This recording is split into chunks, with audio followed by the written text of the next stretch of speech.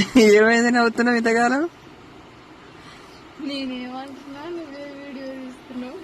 అయితే ఏమన్నావు? నువ్వు నవ్వుతున్నావుగా. ఏం చేసినావు ఈరోజు? పప్పు. ఇంకా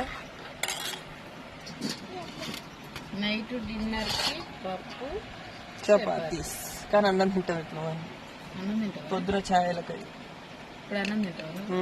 మరి నేను అన్నం వండలే. ఎందుకంటే ఫస్ట్ అడిగినా అన్నం వండాను.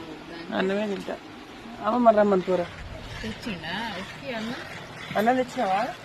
ఏది మరి గాడి రేపు మా వంశీ అయితే ఇచ్చిండు. హాయ్ చెప్పు.